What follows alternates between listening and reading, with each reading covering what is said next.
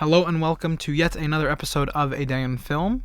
It is your host, Pat Nader, as always, and before I get into the movie, and you already know what movie it is, I just have to say I am incredibly grateful for the response I've gotten on the last couple of videos.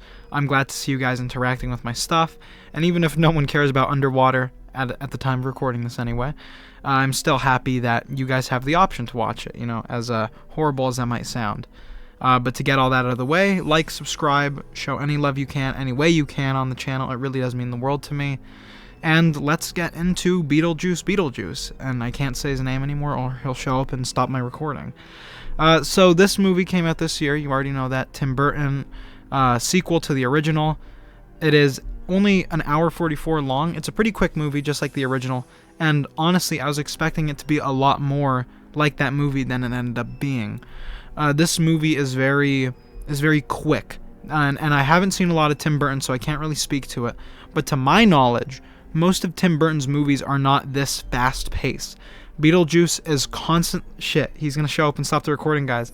Beetlejuice is always on the move. Something is always happening, and I think that's both its biggest flaw and its biggest pro. Has almost the exact same cast from the old movie, except for like 2 or 3 added characters, including Jenna Ortega, Willem Dafoe, and a brief, if awesome, cameo from Danny DeVito. All the returners from the original are great. Michael Keaton still kills the role. He's an incredible character actor. Winona Ryder gives a pretty good performance on how you think the young girl in the original would grow up. The mom, who I'm forgetting the name of, she's really good too. She's a full-blown artist, which I think is pretty cool. And overall, the cast is just solid. Jenna Ortega does a really good job, especially being new into the movie. The lady, I cannot remember the name of to save my life. I want to say her name was...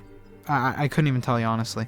The Beetlejuice's old wife. She's one of the bigger problems in the movie, but that's not because of her character. She acts pretty good, and her character is interesting enough.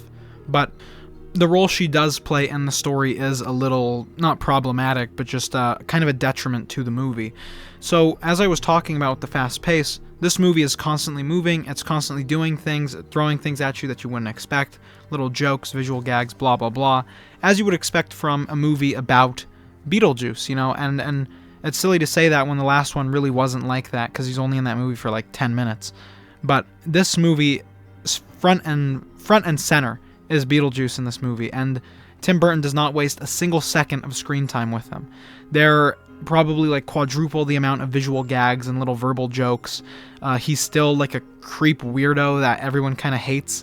Winona Ryder's interactions with him are pretty awesome, especially since you realize that Michael Keaton and Winona Ryder are seriously both much older, and Beetlejuice's character doesn't act like it at all, and Winona Ryder's character is a mother in her, I don't even know how old.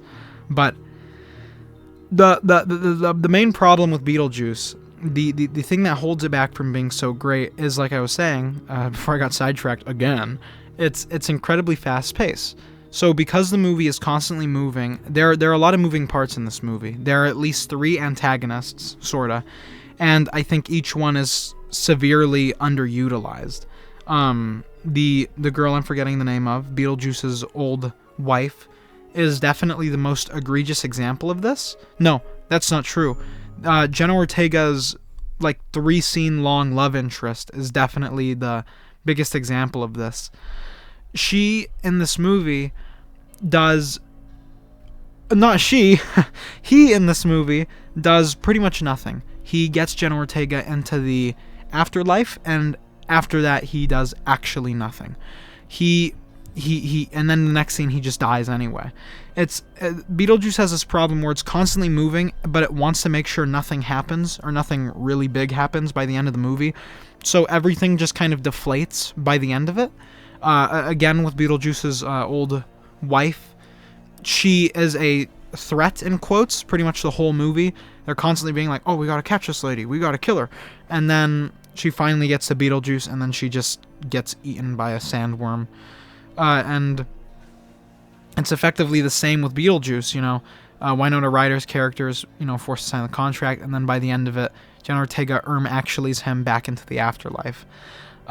Visually, though, I mean, that's definitely the biggest flaw with the movie. It's moving so quick, which I appreciate. I appreciate how it feels so action-packed, I guess you say. And the movie is pretty funny. There are quite a few lines in this movie that made me chuckle, that feel just like you'd expect a modern Tim Burton movie to feel like. The visuals are definitely, I think, my favorite part of the movie. The way it's filmed in this nice, crisp, 4K HD whatever way that Tim Burton decided to film it. It looks really good. And the underworld is also, or the afterlife, whatever they call it, is definitely a huge pro in this movie. Especially the waiting room. In this movie, Tim Burton really goes for more of a horror leaning, or like a gory, like disgusting leaning side, instead of like a light haunted house horror like he does in the original.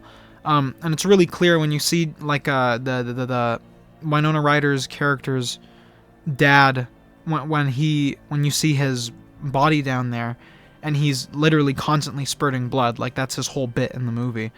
I think it's really neat.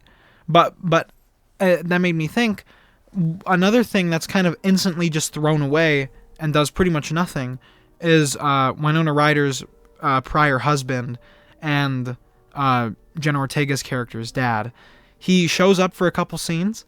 They go, "Oh, we missed you so much," and he goes, "Take care of each other up there," and then that's it. It's brief closure, I guess, which is nice, but nothing happens with it. And it's the same thing with Winona Ryder's boyfriend, almost husband, where all he does is go, "Okay, I'm gonna marry you," and then by the end of the movie, he's like, "I don't actually want to marry you," and then he gets eaten by a sandworm.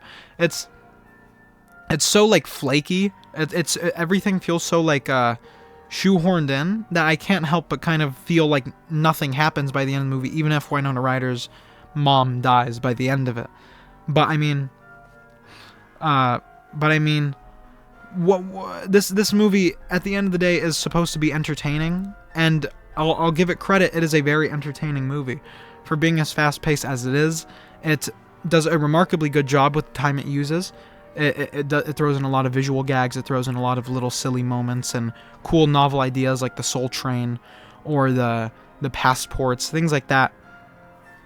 All really cool, and it doesn't feel insulting to the source material like legacy sequels so often feel. This isn't a Ghostbusters 2016 or whenever it came out situation.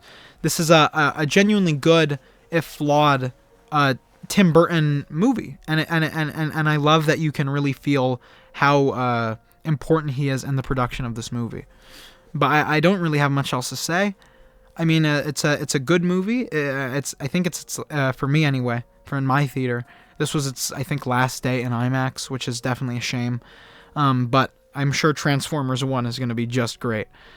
That's all I have to say. I hope you enjoyed. This is a even more scattered ramble than normal, because there's someone very important in the room with a gun to the back of my head waiting for me to finish. So yeah, forgive me if I sound a bit more scattered than normal, but I am working on it, I promise, guys. With that all out of the way, I hope you have a wonderful day, and I will see you in the theaters.